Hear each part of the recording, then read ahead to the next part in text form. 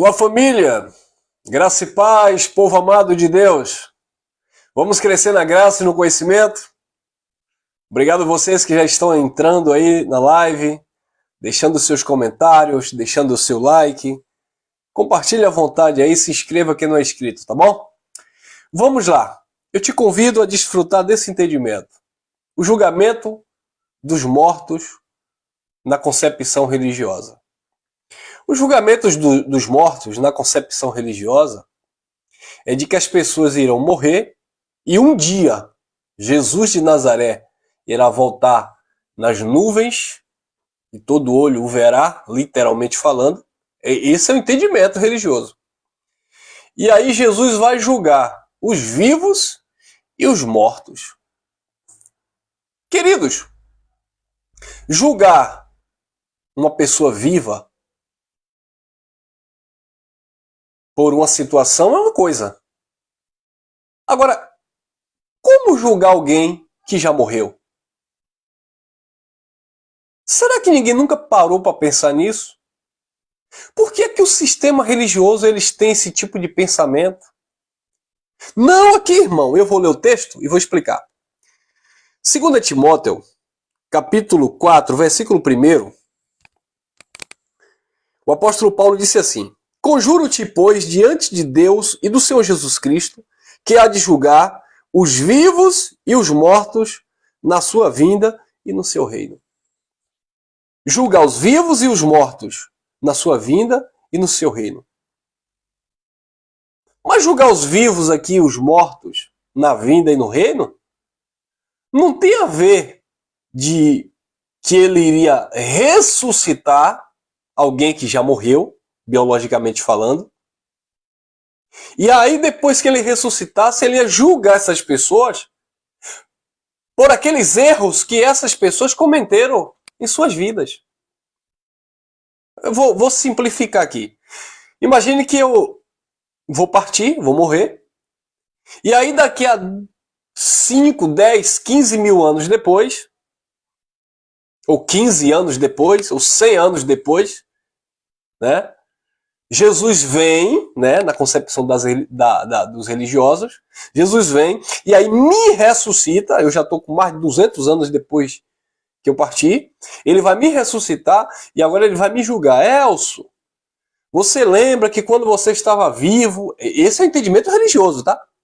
Você lembra que quando você estava vivo, você aprontou isso naquele domingo, naquele sábado à tarde. Agora eu te ressuscitei para te julgar, para te sentenciar, ou para te condenar, ou para te absolver. Esse é o pensamento religioso. Não, mas esse não é o entendimento pelo Evangelho. Preste atenção. Conjuro-te, 2 Timóteo 4:1. Conjuro-te, pois, diante de Deus e do Senhor Jesus Cristo, que há de julgar os vivos e os mortos na sua vinda e no seu reino. Então, a vinda do Filho do Homem, que foi o julgamento para Israel, já aconteceu. E quando foi que ele julgou os vivos e os mortos? Na sua vinda para Israel, que ocorreu lá no ano 70. O reino dele foi estabelecido. O reino, a plenitude do reino, ou seja, a plenitude da graça, ocorreu na queda do templo e na vinda do Filho do Homem sobre as nuvens, que veio julgar o seu povo. E ele veio julgar os vivos e os mortos. Mas que mortos? Aqueles que já tinham de fato morrido, biologicamente falando? Mas que tipo de julgamento ele ia trazer para alguém que já tinha morrido? Tudo bem, os vivos... Ele veio julgar os vivos da época, aqueles que eram contrários ao Evangelho, aqueles que se levantavam contra a pregação da palavra, aqueles que crucificaram o próprio Cristo, crucificaram, mataram os profetas, perseguiram os apóstolos. Aí ele veio no juízo, na sua vinda, na parousia, julgar esses vivos. E os mortos? Em que sentido de mortos ele veio julgar? Foi mortos no sentido literal? Que já estavam debaixo da terra e aí ressuscitaram para receber de Cristo um julgamento na sua vinda e no seu reino? Claro que não, abençoados. Como assim, irmão Elcio? Quer ver? A própria Bíblia, a própria palavra, o próprio Evangelho vai nos dar respaldo e entendimento quanto a isso. Presta atenção. 4:1, 2 Timóteo. Conjuro-te, pois, diante de Deus e do Senhor Jesus Cristo, que há de julgar os vivos e os mortos na sua vinda e no seu reino. Lembra que João disse que nós passamos da morte para a vida? Mas João estava morto no sentido literal? Não, porque estar morto ali era no entendimento de estar debaixo da lei de Moisés. Eles estavam mortos em pecados e em delitos, ou seja, na transgressão da lei.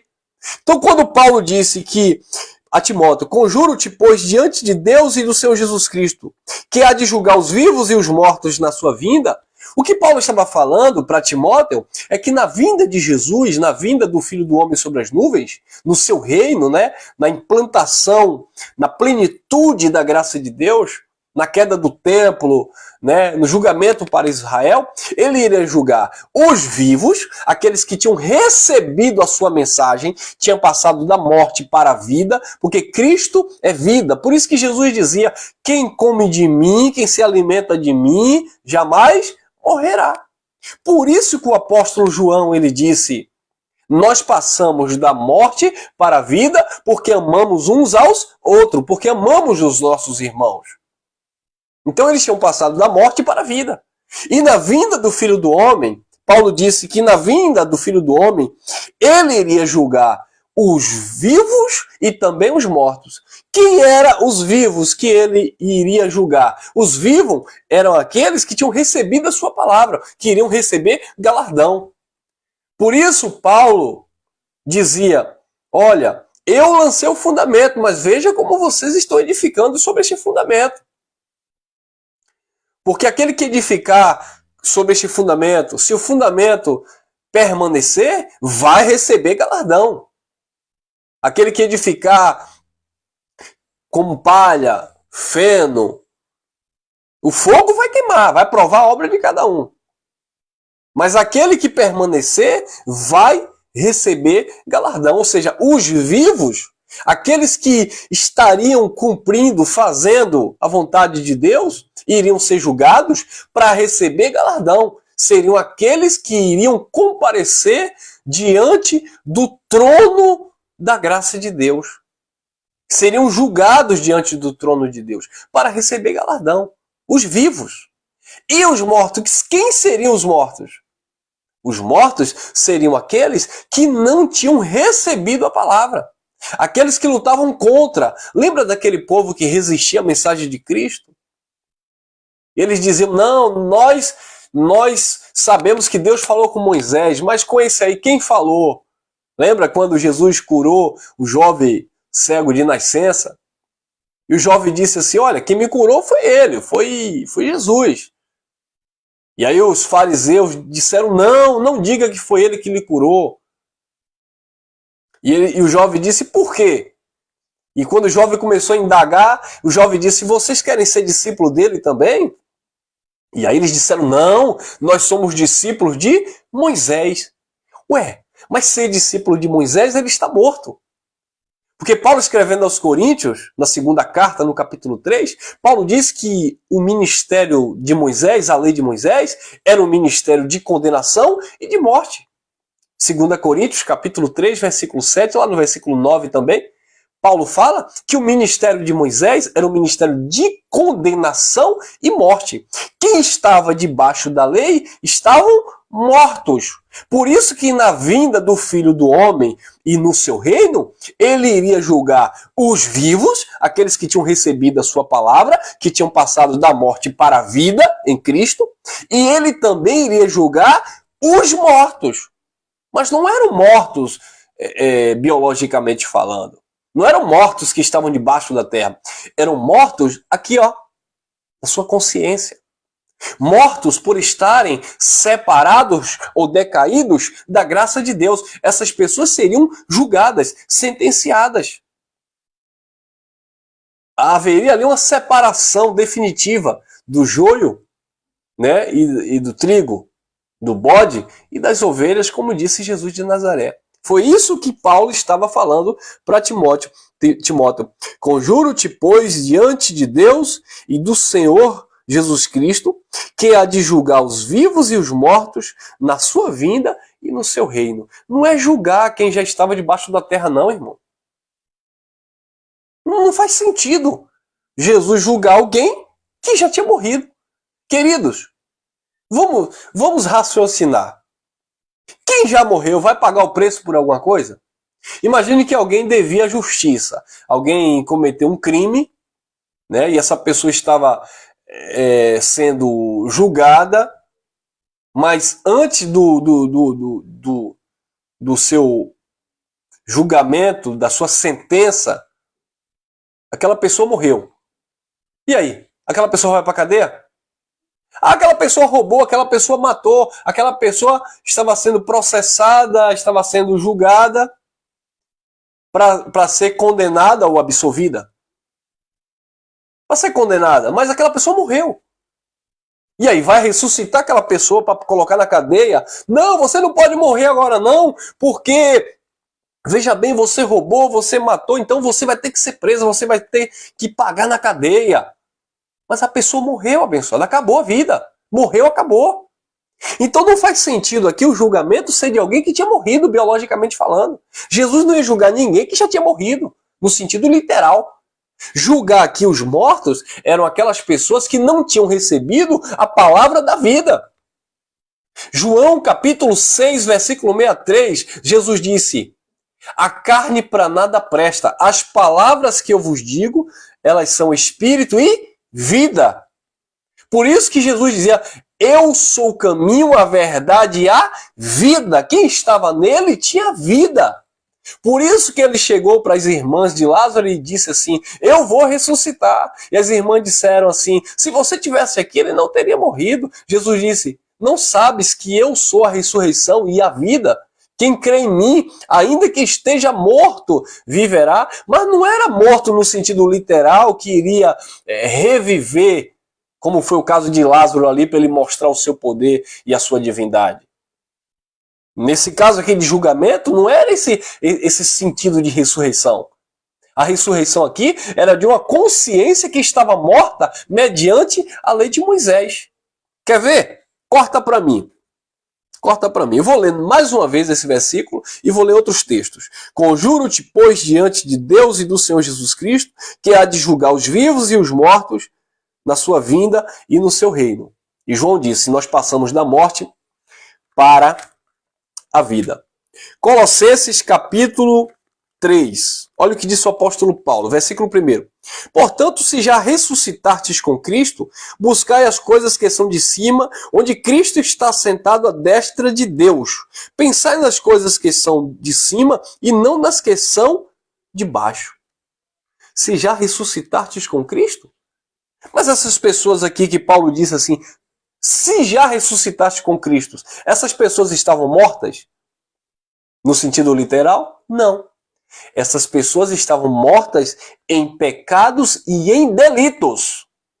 Então é para essas mesmas pessoas que Paulo está falando a Timóteo que Cristo iria julgar na sua vinda e no seu reino, tanto os vivos, aqueles que tinham sido ressuscitados em Cristo, bem como os mortos, aqueles que não tinham sido ressuscitados em Cristo. Ou seja, aqueles que estavam em uma consciência de pecado mediante a lei de Moisés. É por isso que Paulo diz: portanto, se já ressuscitastes com Cristo, buscai as coisas que são de cima e não as que são de baixo.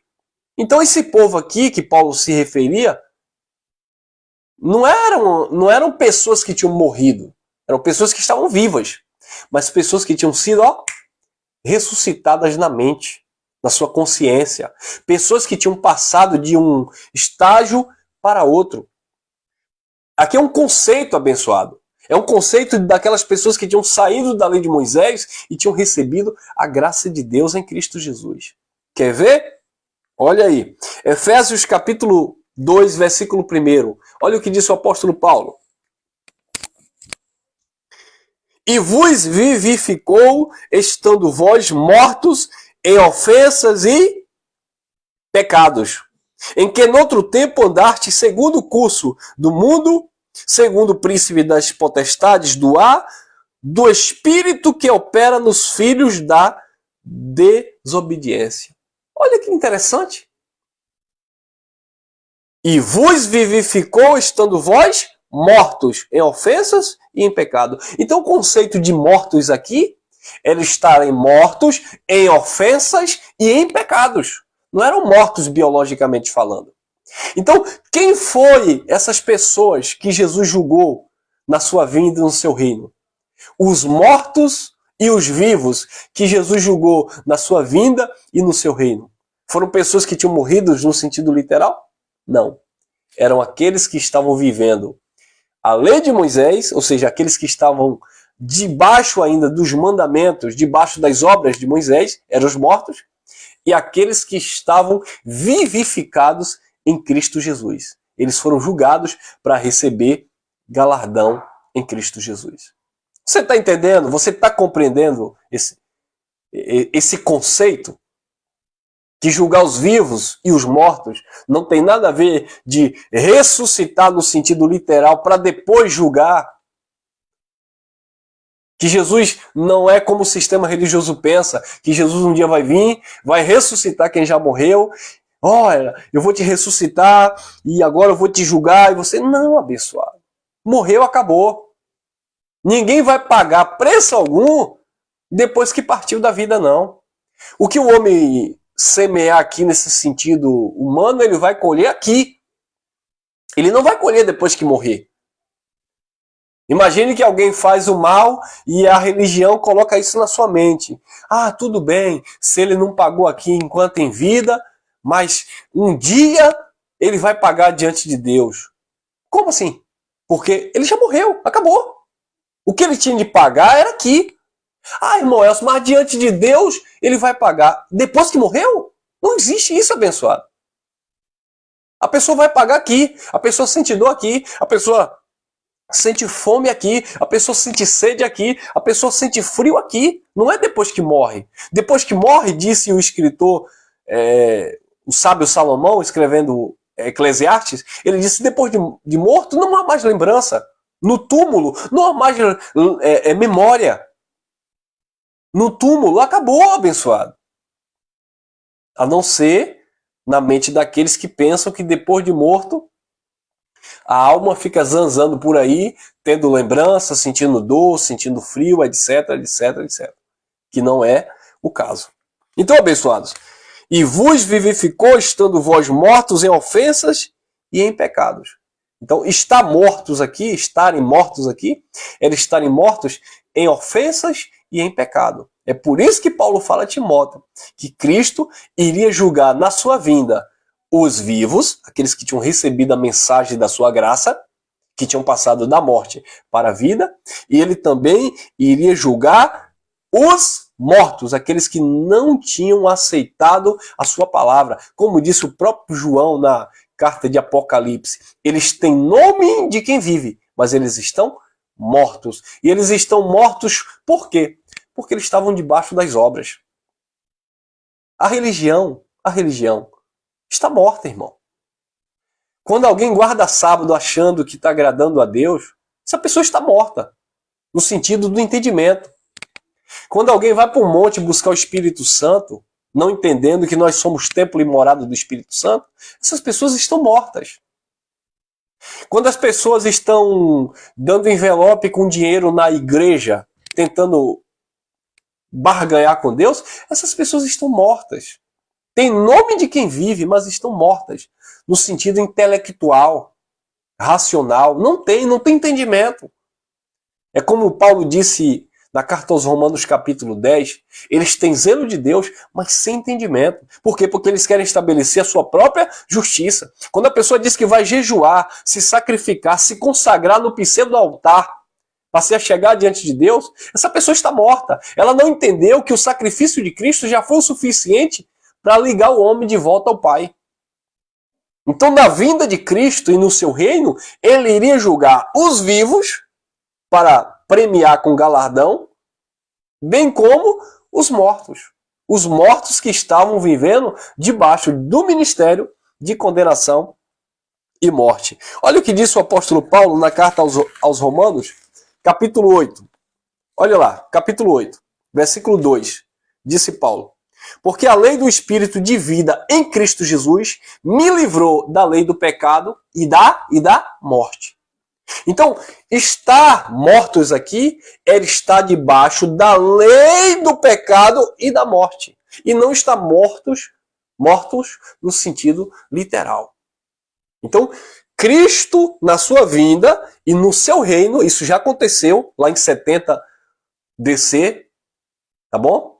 Cristo na sua vinda e no seu reino, ele iria julgar os vivos, aqueles que tinham recebido a palavra da sua graça, e ele também iria julgar os mortos, aqueles que estavam vivendo ainda, estavam debaixo da lei de Moisés.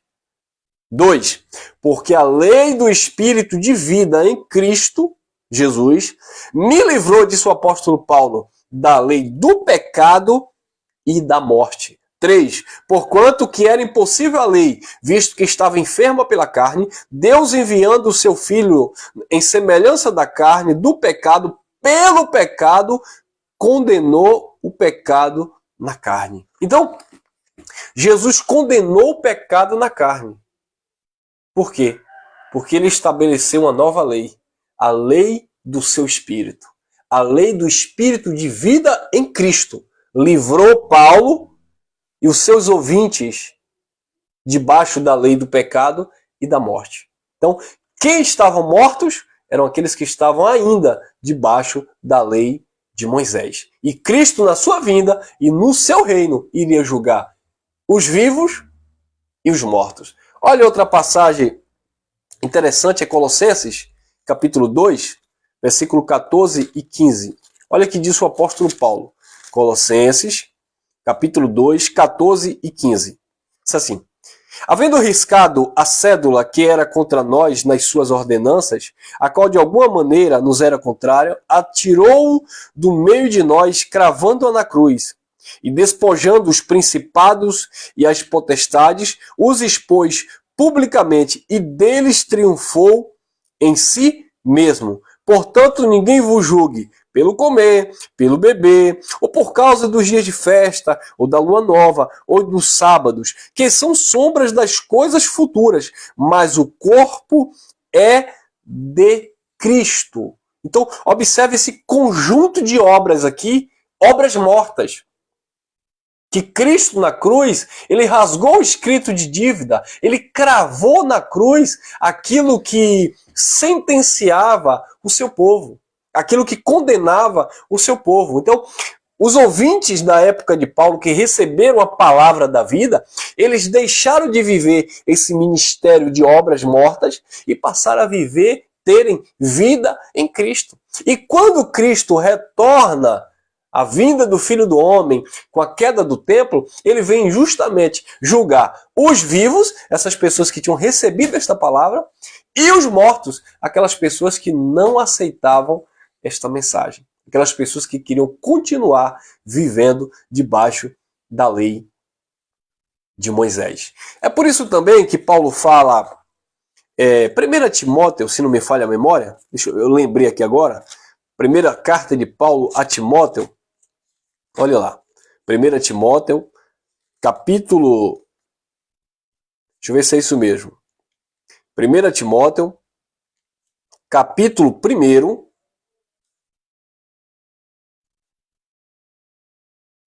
capítulo 1, versículo 9. 1 Timóteo, capítulo 1, versículo 9. Paulo diz assim: que nos salvou e nos chamou com a santa vocação, não segundo as nossas obras, mas segundo o seu próprio propósito e graça que nos foi dado em Cristo Jesus antes dos tempos eternos, antes do tempo dos séculos. 10. E que é manifesto agora pela aparição de nosso Senhor e Salvador Jesus Cristo, o qual aboliu a morte e trouxe a luz, a vida e a imortalidade pelo Evangelho. Então, observe no versículo 10 que Paulo diz assim: e que manifestou agora pela aparição de nosso Senhor Jesus Cristo, o qual, Jesus, aboliu a morte. O que é abolir a morte aqui, irmão? É abolir a morte biológica? Não, porque nós morremos biologicamente falando. Se não existisse morte biológica, aí eu poderia entender ao pé da letra como os religiosos. Não, irmão Elson. É porque em Jesus não existe mais morte. Mas não existe que morte? Não existe morte no sentido, abençoado, do espírito. Não existe morte, abençoado. Não que o espírito morra, tá? Não existe morte no sentido de separação do filho para com o pai. Porque os filhos de Deus já estão totalmente ligados ao pai pelo espírito. Por quê? Porque na aparição de Cristo, ele aboliu a morte, ele aniquilou a morte, disse o apóstolo Paulo na carta aos Coríntios, que o último inimigo a ser vencido era a morte. E por que o último inimigo a ser vencido era a morte? Porque quando o templo caiu, quando Jesus veio sobre as nuvens, definitivamente acabou a lei. Acabou as práticas das obras da lei de Moisés. Então ele aboliu a morte, porque a lei era que era o pacto, era que era o ministério de condenação e morte. Então, pelo evangelho, ele trouxe luz, olha lá, versículo 10. E que manifestou agora pela aparição de nosso Senhor Jesus Cristo, o qual aboliu a morte e trouxe luz, vida e imortalidade pelo evangelho. Que imortalidade? Nós, seres humanos, humanamente falando, somos imortais? Não. Na carne nós somos mortais. Todos nós iremos morrer um dia. A imortalidade aqui, abençoado, não é no sentido da carne, porque todo mundo vai partir um dia. A imortalidade aqui está falando de uma consciência eterna. Os filhos de Deus, eles passaram da morte para a vida eterna. Filho de Deus não morre. Porque o Espírito, ele permanece eterno no Pai. Então, quando Jesus ele veio na sua vinda e no seu reino, ele julgou os vivos e ele também julgou os mortos. Aqueles que estavam vivendo debaixo ainda de um ministério de condenação e morte. E ali sim, definitivamente, houve uma separação. Como disse Jesus, no meu reino, os bodes estarão à minha esquerda e as ovelhas estarão à minha direita. Olha a outra passagem interessante, se encontra em 2 Timóteo. Olha aqui. 2 Timóteo, capítulo... Perdão, amados, eu li 2 Timóteo, tá bom? 2 Timóteo, capítulo 1, versículo 9 e 10, tá? Só corrigindo aqui, eu tô com a Bíblia aqui, cheia de letra aqui, atrapalhou um pouco. 2 Timóteo, capítulo 1, 9 e 10. Que nos salvou e nos chamou com a santa vocação, não segundo as nossas obras, mas segundo seu próprio propósito e graça que nos foi dado em Cristo Jesus antes dos tempos dos séculos.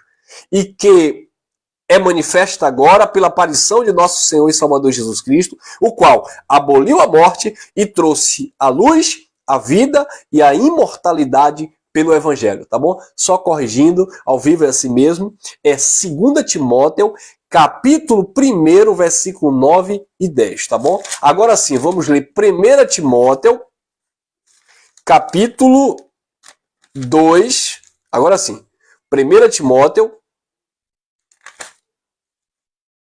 primeira carta a Timóteo, capítulo... É isso mesmo? Primeira carta a Timóteo, cadê aqui mesmo? Deixa eu ver se eu encontro aqui.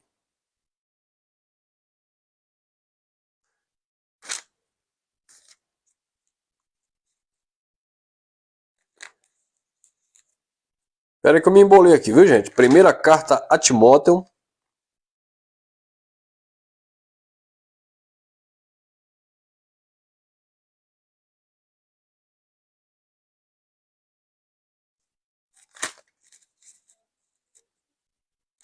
Não é a primeira carta de Timóteo. Primeira carta aos Tessalonicenses, tá?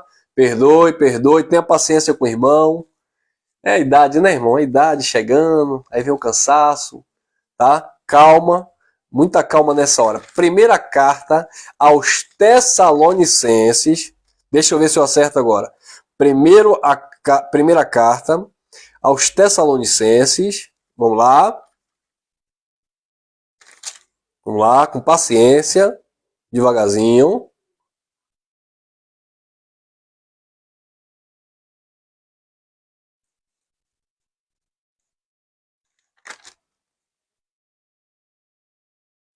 É primeiro, meu Deus? Deixa eu ver. Espera aí, meu pai.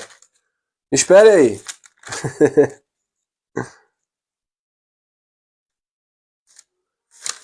Enquanto isso aí, vocês vão dando glória, tá? A igreja vai dando glória aqui pra...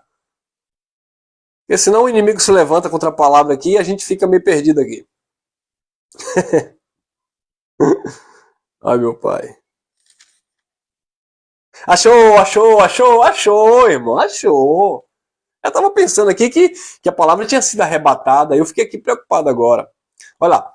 Segunda carta aos Tessalonicenses, tá? Fiquei com... Segunda carta aos Tessalonicenses, capítulo 1. Olha lá, capítulo 1, versículo 8 em diante. Vou repetir, para ninguém esquecer. Segunda carta aos Tessalonicenses, capítulo 1, versículo 8 em diante. Diz assim: como labareda de fogo, tomando vingança dos que não conhecem a Deus e dos que não obedecem ao evangelho de nosso Senhor Jesus Cristo. 9. Segunda a Tessalonicenses, segunda carta aos Tessalonicenses, capítulo 1, agora versículo 9. Os quais, por castigo, olha o castigo, viu aí? Viu porque Paulo disse a Timóteo, conjuro-te diante de Deus e do nosso Senhor Jesus Cristo, que há de julgar os vivos e os mortos na sua vinda e no seu reino. Então, na vinda dele e no reino dele, ou seja, no estabelecimento pleno da graça de Deus, ele iria julgar os vivos e os mortos. E como se deu esse julgamento? Segunda Tessalonicenses, capítulo 1, versículo 8, e eu vou ler alguns versículos. Versículo 8, mais uma vez. Como labareda de fogo, tomando vingança dos que não conhecem a Deus e dos que não obedecem ao evangelho de nosso Senhor Jesus Cristo. 9. Os quais, por castigo, padecerão eterna perdição ante a face do Senhor Jesus e da glória do seu poder. 10. Quando vier para ser glorificado nos seus santos e para se fazer admirável naquele dia em todos os que creem, porquanto o nosso testemunho foi crido entre vós. Viu aí?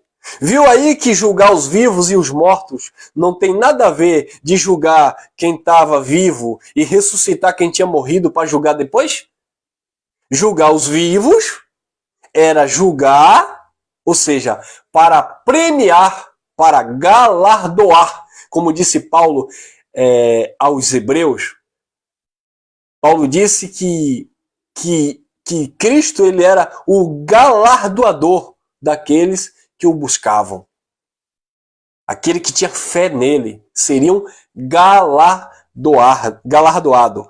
Então, ele iria se manifestar na sua vinda, no seu poder, como labareda de fogo. Quando ele vier, e já veio, né? Para ser glorificado nos seus santos. Para julgar aqueles que não receberam a sua palavra, os mortos.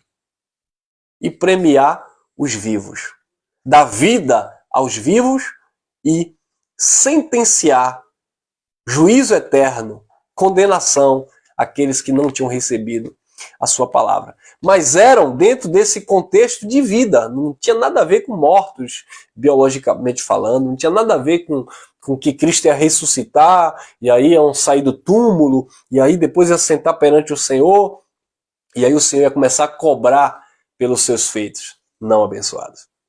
Estarem mortos e serem julgados eram aqueles que estavam mortos debaixo da lei de Moisés, mortos no ministério de condenação e de morte. Por isso que Paulo, falando aos Coríntios, ele disse que a lei de Moisés era um ministério de condenação e mortes. Paulo chegou a dizer também que o evangelho, né, ele disse assim, por onde você passar, você deve exalar o cheiro do conhecimento, o bom aroma de Cristo, cheiro de vida para aqueles que são da vida, cheiro de morte para aqueles que são da morte. Então, o evangelho gerava vida naqueles que foram chamados para viver a vida em graça. Mas o evangelho de Cristo também cheirava morte para aqueles que foram predestinados, chamados para viver a operação do erro, para viver no engano. Amém? Espero que vocês tenham entendido. Desculpe aí a enrolação aqui, é que me atrapalhei aqui nas páginas aqui, mas eu espero que você tenha compreendido esse conteúdo. Tá bom, abençoados? Graça e paz, graça eterna. Amanhã nós vamos estar aqui com o nosso bate-papo com os inscritos, tá bom? Espero vocês amanhã, permitindo o Papai do Céu, às 19 horas. Beijo, obrigado pelo carinho, obrigado pelos comentários. Fui!